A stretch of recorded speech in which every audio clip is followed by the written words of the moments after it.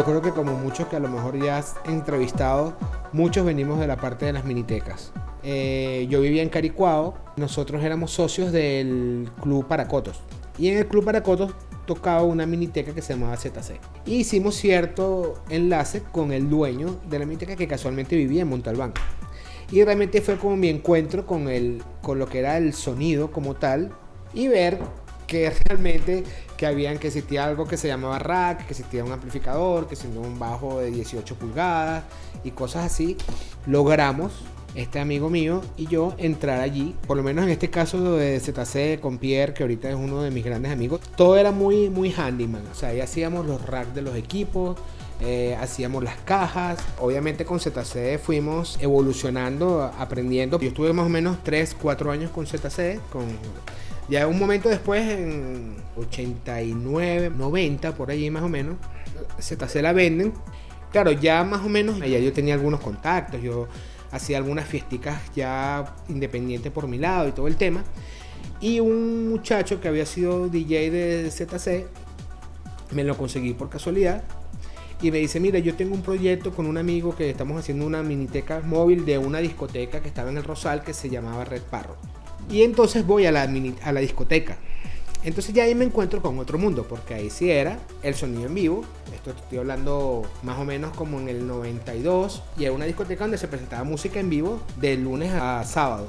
Este amigo mío trabajaba como el técnico de sonido de la discoteca, que era graduado del taller de arte sonoro, se llama Ricardo Macedo. Y empecé a ser su asistente. Entonces claro, ponte, si el grupo comenzaba a tocar a las 8, yo llegaba a las 7, sacaba mi cesta de micrófonos, mis cables, acomodaba todos mis cables en sus parales, dejaba todo listo y él llegaba a las 8 y tenía todo listo. Y él hacía la mezcla de la consola, que yo no tenía ni idea. O sea, yo nunca me había encontrado con micrófonos, con consolas, con efectos, yo no sabía nada de eso. La consola, como siempre, quedaba detrás del PA. Entonces él me decía, bueno, ve para allá y ve qué escucha, qué se escucha. Entonces él sube las congas, sube el piano. Ok, bueno, está bien, ven para que tú lo escuches. No, sí, está bien, falta agarrar una cosita. Y ahí fue mi encuentro con el sonido en vivo. Me empecé como a interesar y empecé a pedirle sus apuntes de lo que él tenía del taller. Y él de verdad que me iba más o menos explicando, me iba ayudando. Y yo fui, bueno, aprendiendo poco a poco. Básicamente lo que quería yo aprender era el sonido de cada instrumento y por cuál parte de la onda de frecuencia era su predominancia. Y empecé a irme a la José Félix Rivas. ¿Te acuerdas que en aquella época había conciertos todos los domingos? Y yo me acuerdo que yo me sentaba y decía, yo quiero escuchar aquel cello que está allá. Y me concentraba para escucharlo. O quiero escuchar aquel oboe. Y así iba, de una manera muy empírica, pero conociendo los instrumentos. Y bueno, y poco a poco documentándome. Pero cuando tú trabajas en un sitio de lunes a sábado, escuchando música, haciendo música en vivo, obviamente aprendes mucho. Y así fue mi encuentro con la parte ya de audio, pues. Y todo se lo debo a esta persona, Ricardo Macedo. Estando allí en la discoteca, hicimos como un headquarter allí, nos pusimos allí. Yo me acuerdo que mi primer cosa que compré fue un micrófono 57 usado, fiado. Y así fue, fui comprando poquito a poco. Y había muchos barcitos y cositas, y el solar del vino, y la otra, y la cosa. Y nosotros nos inventamos un negocio que era hacerle mantenimiento a los locales. Y entonces en un momento tuvimos hasta 7, 8 locales donde nosotros íbamos, le pasábamos un trapito a las cornetas, la limpiábamos, si hay una quemada nos la llevábamos, la reparábamos, la volvíamos a montar, ya empezamos a tener algunas cositas. Entonces yo te monto esta mientras que te traigo la tuya. Y fuimos haciendo, y fue un modelo de negocio que nos funcionó porque nos dio para vivir de una manera un poquitico mejor, pero siempre pensando en la inversión. Fuimos comprando equipos, la cosa fue como creciendo, ya inclusive dentro de la misma discoteca nuestro sistema de monitores ya eran nuestros, pero nosotros los poníamos allí porque ya como que la discoteca tenía los equipos y ya está. Y ya esos mismos equipos fueron saliendo porque ya tenías a los artistas ahí. Entonces empezó el tema de que, mira que tengo una fiestica aquí. Entonces, oye, ¿cómo hacemos? Bueno, tenemos estas 2 correticas de la parte que teníamos de la minteca y ahí apareció mi socio ahorita, que es Luis López, que él también tenía muchísimo más equipo que yo, y empecé como que a usar los de él. Y empezamos a tener una pequeña compañía de sound reinforcement para cosas muy puntuales, para dúos, para fiesticas, de repente en algún local que hacía falta un grupito que tocara, nosotros montábamos el equipo. Y así fue la cosa, poco a poco, creciendo. Un momento que hubo una separación mía de Ricardo, vamos a dejar la sociedad hasta aquí, todo muy buena lid y chévere, bueno, y ahí ahí también fue como que yo me fui despegando ya un poco más, ya como individual, y empecé a comprar más y a trabajar un poco más. Eso me conectó a mí con la parte como underground, bailable, la parte más popular de los eventos para las fiestas privadas y todo el tema. Y fue, bueno, una bendición, y ya tenía mis equipitos. Pues. En un momento la discoteca la cierran. Yo retiro mis equipos en el basurero del bloque de Caricuao, que no lo usaban. Yo lo renté, lo pinté y fui guardando mis equipitos ahí.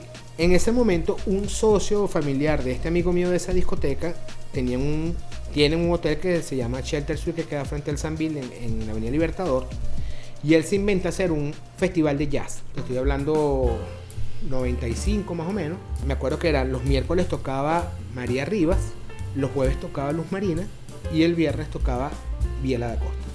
Eso era un mundo que para mí era totalmente aparte, porque yo, como te digo, yo estaba como que en el underground, y esto ya eran las grandes ligas, porque esto eran ya los músicos de carrera, los músicos topes del país, lo que yo nunca me había topado con eso, porque yo estaba en otro nivel. Y empecé yo a conocer los personajes que ya tenían nombre aquí, y eran que yo no los conocía ninguno. Entonces, bueno, María Rivas y el ingeniero era Rafael Segura. Luz Marina con el maestro Chuchito Zanoja. El ingeniero era Paul Sequera. No era como Rafael, sino él era un poco más serio. Bueno, chévere pues. Y el viernes le toca a Viela da Costa. Y bueno, y Viela no llevó ingeniero de sonido. Y entonces lo hice yo. Y bueno, chévere. Eso corrió 4 fines de semana, o sea, 4 semanas seguidas. Y eso se repitió un mes más. Cuando termina ese festival, en ese hotel que se llamaba Hotel Residencias Libertador, y el restaurante se llamaba La Fontana, que perteneciente al grupo Da Silva, donde estaba el señor Erasmo Da Silva, a quien tengo muchísimas cosas que agradecerle, ellos cierran Red Parrot y abren un local que se llama Brooklyn. Fue otro boom increíble, porque en Brooklyn teníamos música en vivo de miércoles a domingo. Ahí tocaban todas las bandas, ahí conocí a mi amigo Chiqui Rojas, Hugo Fuguet. Luego de ese boom de Brooklyn, bueno, ya creo que Brooklyn cierra, el trabajo se puso un poco denso, y me acuerdo que Juan Carlos Socorro firmó un contrato con un whisky creando una banda que se llama la banda Valentine. Y Juan Carlos incluso se compró una camioneta, se compró un equipo, porque es un trabajo fijo de miércoles a viernes en todos los restaurantes de Caracas. Juan Carlos en ese momento tenía muchísimo trabajo, era ingeniero de Guaco, muchísimas grabaciones, mezclas por aquí y por allá. Y Juan Carlos empieza a darme trabajos. Ahorita yo voy a hacer el miércoles y tú haces jueves y viernes, y así fue. Eso fue durante 6 meses. La compañía que estaba haciendo ese trabajo, el whisky le pidió que fuesen 6 meses más. Y Juan Carlos me cedió el contrato a mí. Y eso a nosotros nos ayudó muchísimo, porque nos daba una estabilidad económica que nos ayudó a comprar muchísimos equipos. Y ahí, me acuerdo una vez, suena mi teléfono en Caricuao, llama, y era Viela, para decirme que había un show en la UAD del Hotel Tamanaco, que ahí estaban los equipos, pero que si yo podía ir como operador. Y yo, imagínate, no, por supuesto, o sea, claro que sí. Y allí comenzó una carrera seria y formal, ya que de una manera muy empírica, pero con muchas ganas de hacer las cosas bien, fui forjando hasta ahorita. Pues. Estuve con Viela 12 años seguidos. Con Viela viajé a todas partes del mundo. Estuve en el festival de jazz más importante del mundo. Yo hice sonido para televisión en vivo en Argentina, en el Luna Park. Estuve en festivales en Estados Unidos, en todas las islas del Caribe. Bueno, hicimos como 3 giras por Europa. Y eso me conectó pues con esto hasta lo que ahorita es JBL dentro de todo, pues, porque era como unos trabajos paralelos. En todo este cuento que te he hecho, bueno, ya se había sumado López. Yo usaba los equipos de López porque yo no tenía tantos equipos, pero bueno, me contacté con José Luis López, que es mi hermano, mi compadre, y es la L del JBL, o sea. Y bueno, entonces empezamos a caminar con este tema. A veces yo, como ingeniero, tenía mucho trabajo. Trabajé con Kiara, con Luz Marina, con María, con Viela. Todas las mujeres eran mías. Y entonces ese encuentro con el jazz, que realmente los músicos que tocan jazz son como los que están en el tope del techo de lo que es los músicos en este país. Ya trabajábamos con todos. Viajabas mucho porque estabas en un festival aquí, ibas al festival de Puerto La Cruz o al de Valencia o al de Puerto Ordaz. Había mucha música. Ahí comenzó mi trabajo con Divine también, con quien tuve como 15 años trabajando también. Llegó a tocar con una banda que armó Chiqui Roja, o armaron entre los dos. Bueno, en aquella época, que eso, 92, no sé, por ahí, la joya de la corona era la SP2 Pibi. y los equipos PB, el CS800 y claro, hablando al nivel en el cual yo me desenvolvía, pues. Y yo me acuerdo que yo tenía como una corneta Sherwin Vega con un bajo 15 y una trompeta y tenía 2 cabarets y con eso era que hacía mis fiestas privadas. Yo tenía mis corneticas, mis monitorcitos, mi consolita PB de 16 canales, mis ecualizadorcitos, un efectico, o sea, los jueguitos como eran todo, nada ostentoso, o sea, eran marca de OD, el amplificador era Sherwin Vega, ¿sabes? O sea, no era porque, bueno, hasta ahí se llegaba, pues no se podía más. Esos años 90 fue un año de mucha música en vivo en muchos locales, habían demasiados locales y nosotros éramos como el zar de los locales. Estábamos 2 compañías que éramos los principales que hacíamos todo, que era Loni Ortega, que tenía un equipo Bose, los Panaray que sonaban espectacular, una cosa increíble, y yo que tenía un poquito de todo. Yo tenía un híbrido ahí de cornetas y yo me acuerdo que las primeras eones, mis primeras 2 eones, a Biela da Costa le invitaron a un cumpleaños de un venezolano en New Jersey. Y bueno, yo reuní mi plata y le dije, bueno, Álvaro, me voy, o sea, me compro mis geones y me las traigo, ¿no? Y así llegaron las 2 primeras geones aquí, que las traíamos nosotros ya para más comercial, pues. Tocamos que si en Tambo, en Brooklyn, en Memphis y en y en el otro. Era una locura, en Hooligans creo que se llamaba. Y era equipo por aquí y equipo por allá. Fue una etapa muy bonita y muy reconfortante. Hubo un momento en que, obviamente, cuando yo me iba de viaje o cuando estaba, y eso es lo que a veces tú dices, bueno, o sea, ¿qué es tu pasión y qué es el negocio? Entonces, llegó el momento en que tuve que parar mi pasión, que era tener mis audífonos en un concierto de quien fuese, porque el negocio quedaba descuidado, pues por más que tenía un equipo de trabajo y todo el tema, pero muchas veces la gente quería como que verte a ti, sabes, el nombre de la persona que esté ahí, que estés atendido. En esa época tuve que tomar una decisión importante en mi vida, que dije, bueno, o cuelgo los audífonos y me dedico al negocio, o sigo jugando al ingeniero, viajando por aquí, por allá. Tuve que dejar de trabajar con los grupos, pues. En aquella época, cuando yo me separo de Ricardo, cuando te conté todo el tema, yo hice una compañía que se llamaba Java Sonido. Java Sonido era Juan Alberto Varela Aguilar, que es mi nombre. Ya yo tenía a López conmigo, pero López no era mi socio, o sea, sino que trabajábamos juntos. Ya era un mix de equipos, los equipos de él con los míos, estábamos asociados en cierto modo, y la cosa fue creciendo. López obviamente también fue profesionalizándose y aprendiendo mucho.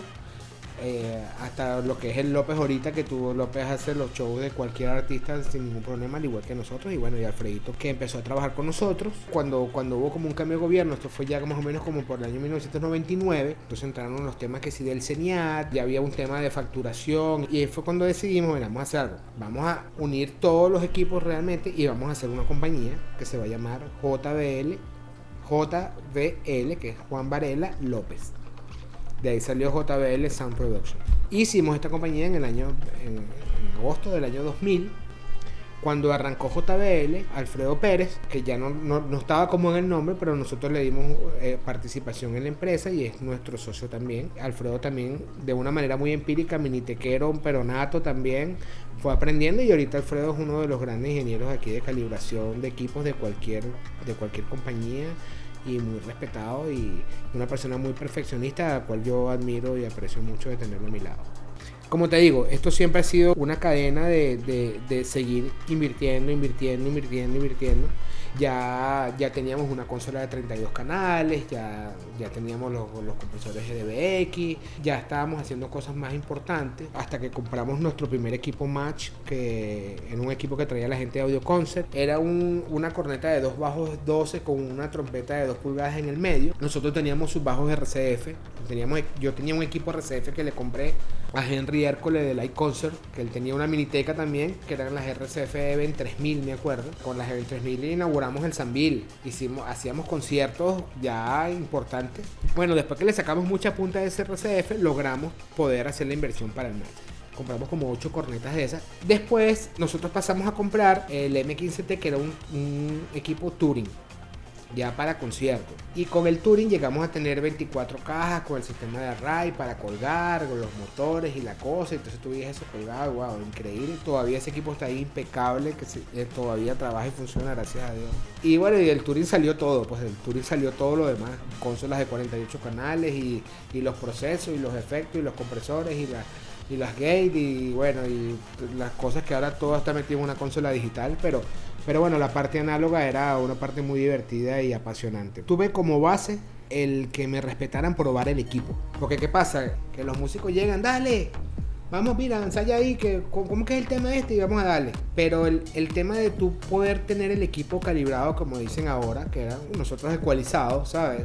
Entonces tú te llevabas yo tenía mi CD con mi disco original en aquella época, ya después, bueno, si te cambiaste el iPod, bueno, tenés que ir a una grabación en WAV de algo que realmente tú sepas cómo suena. Era eso, o sea, déjame escuchar el equipo, déjame ecualizarlo para poder empezar a trabajar la prueba de sonido. Me acuerdo como cosas importantes, así que wow, que me acuerdo una vez Biela tuvo un concierto en el Teresa Carreño con la Orquesta Sinfónica de Venezuela, el Orfeo Universitario más la banda, y el sonido era en la José Félix Rivas con audiorama. Me tocó asistir a Cocoy y estar al lado de él, asistirlo a él, porque teníamos dos consolas de 40, eran 96 canales de PA, ¿sabes? Porque era toda la orquesta, más toda la banda, más la coral.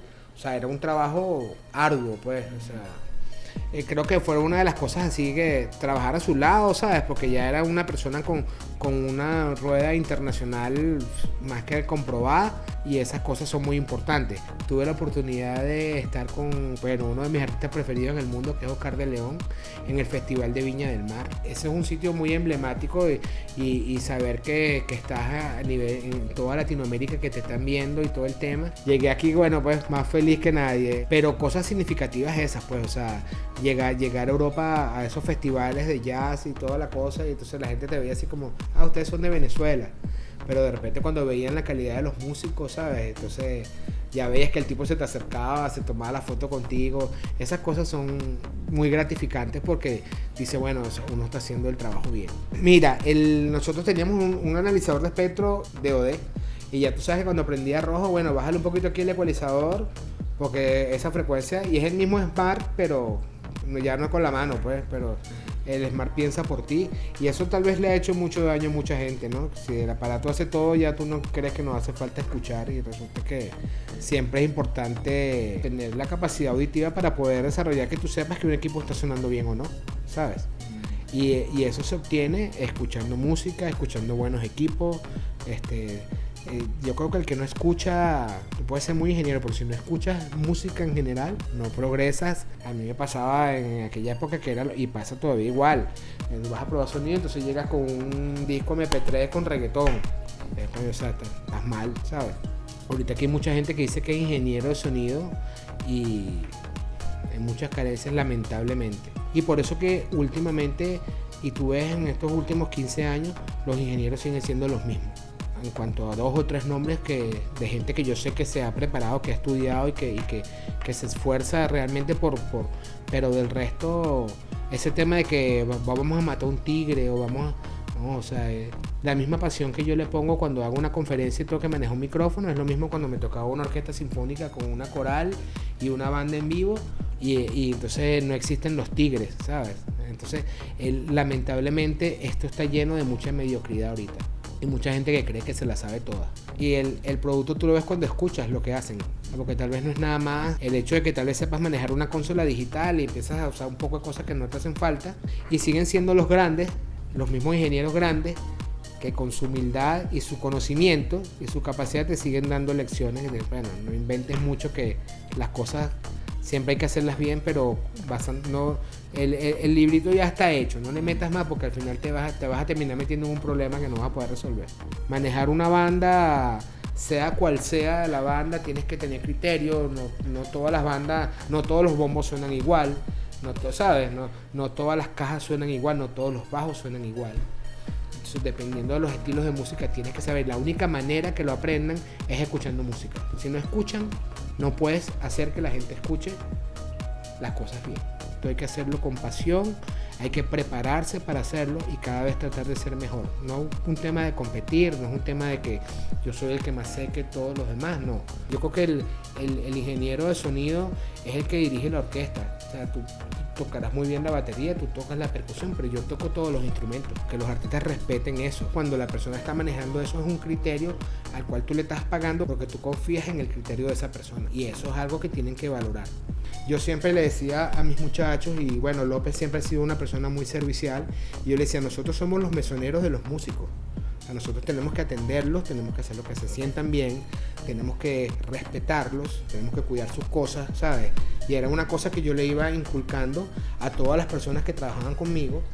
Yo me acuerdo, chamo, esas cosas ahorita de que hay un respeto hacia el ingeniero aquí, todo eso no existía, o sea, y hacer siempre la compensación cuando eran el poliedro, que además el poliedro era un animal indomable, ¿sabes? Era una cosa muy complicada para hacer. Yo me acuerdo que la primera vez que fui, dando la puerta, entrando la vaina el artista, y uno, bueno, ajá, pero bueno, ahí está, toma, dale.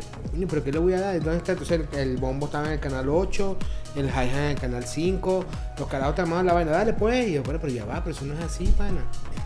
Y nos tocaba a los venezolanos pasar roncha, ¿sabes? Entonces siempre decían, la compensación sonó mal, el grupo nacional siempre pone la torta, y era porque no respetaban al ingeniero de aquí. Eso fue evolucionando, de verdad, ahorita ya obviamente ya no es así, pero en aquella época fue muy duro, fue muy rudo. Mira, cuentos jocosos muchos. Me acuerdo una vez estaba con Biela en Clearwater, que le abríamos el show a Chuckman Young. Yo me metí en el camerino del tipo y parece que el tipo se tomaba un jugo de manzana que era no sé qué cosa. Y yo me metí en el camerino y abrí mi jugo de manzana. Entonces llegó el gringo, mira, no, que ese no es tu camerino, que tu camerino es aquel. Y yo, ay, Dios mío, qué pena. Y tomándome el jugo del tipo. Y en ese mismo concierto, me acuerdo que era un concierto masivo, habían como 20.000 personas y la estructura era una estructura de andamio. Yo tengo una particularidad que a mí me gusta mucho, estoy en la consola y yo todo el tiempo me estoy moviendo, o sea, yo estoy bailando, yo estoy en mi consola y yo estoy bailando, yo estoy gozando un pullero ahí. Y esa estructura de andamio, yo estaba mucho más pesado que ahora, yo estaba en mi concierto y tal, y yo estaba... Y llegó el gringo corriendo y me decía, men, no te muevas que esto se va a caer, por favor, quédate quietecito. Y yo, oh, ok, sorry. Entonces, bueno, me quedé tranquilo haciendo mi cosa, pero bueno, buenísimo como experiencia, pues. Iba a tumbar el andamio del PA porque estaba bailando. Por lo menos en mi caso ha sido un emprendimiento toda mi vida. Yo toda mi vida he emprendido, sin necesidad de demostrarle nada a nadie, sino de realmente poder hacer de esto un modo de vida, pero hacerlo bien. Yo creo que lo importante en la vida para cualquier cosa que hay que hacer es hacerla bien. O sea, si esto tiene que estar derechito, no es que déjalo ahí, tíralo. O sea, esas son las cosas que la gente tiene que aprender. Ser constante. Uno tiene que en la vida ser constante para todo. Si tengo que darle un consejo a alguien es eso. Sé constante. Trata de superarte cada día a ti mismo. Trata de ir con la frente en alto, eso también es muy importante. El sonido es la parte que menos se agradece, ¿sabes? Los errores no se olvidan nunca, o sea, nunca en la vida. El día que se te apagó el micrófono o que no lo llevaste, o eso no se le olvida nunca a nadie. El día que hagas el concierto con 200 canales y todo perfecto, la gente se va y ni las gracias te dan. Entonces, yo creo que el beneficio de esto está en convencerte de que tú hiciste el trabajo bien. A mí ahorita me da mucha lástima ver el irrespeto que hay hacia los ingenieros en general. Artistas que han trabajado hombro a hombro con ingenieros de repente agarran una medio fama y se olvidan de quién estuvo realmente a su lado. Y eso no está bien. Eso no tiene más culpable sino que tú mismo, ¿sabes? Y el hecho de que no es que te tengan que agradecer la carrera a ti porque cada quien hace, pero tú eres parte importante de eso y tienes que lograr que la gente te respete por eso. Yo creo que eso te va a hacer que hayan personas como Juan Carlos Socorro, como Germán Landaeta, como el mismo Rafael y muchos otros ingenieros de sonido de respeto. El difunto Hermes, que para mí era un tipo que se demasiado dedicado a su trabajo, ¿sabes? Y son personas que son ejemplos a seguir. Aquí no hay competencia, olvídense de eso, de que si yo me pongo de negro y me pongo 40 cinturones y 40 herramientas y tal, yo soy el más. Eso no es así. O sea, realmente el ser sencillo, el tratar de colaborar, el tratar de ayudar, Si tú ves que alguien está de repente fallando en algo y si lo puedes ayudar, ayúdalo. Esa humildad que muchos no tienen, son los que lo tienen donde están ahorita y donde van a seguir si no aprenden a que las cosas, los conocimientos hay que compartirlos, hay que siempre puedes ayudar a alguien a que su trabajo sea mejor. La mezcla perfecta no existe. No existe porque el músico siempre va a tocar diferente, las condiciones siempre van a ser diferentes, la temperatura va a ser diferente, el público va a ser diferente, los venues van a ser diferentes. Entonces, nunca vas a hacer la mezcla perfecta. Haz bien tu trabajo, esfuérzate en cada día a ser mejor. ¿Cómo ser mejor? Llegas temprano. Si tú tienes una prueba de sonido a las 2, bueno, llegas a la 1, ¿sabes? Y pruebas tu equipo de manera que cuando los que dependen de ti no tengan que esperarte, ¿sabes? Esas son las cosas que te van a hacer mejor persona. Y siempre tratar de darle la importancia a tu nombre en el trabajo que tú haces. Aquí hay gente que puede ser muy talentosa y son totalmente anónimos, no existen. Y eso no tiene por qué ser. O sea, al final el privilegio de un artista de que te tenga a ti como ingeniero es el mismo privilegio que puede tener el público de ir a verlo, ¿sabes? Y si tú no piensas que eso es así, estás mal. Aquí tú prestas tu talento y tu conocimiento para hacer un espectáculo, para que el público lo disfrute. Y esas son las cosas que hay que tomar en cuenta y hay que hacer que esto se respete. Ese es mi mayor consejo para todo el mundo.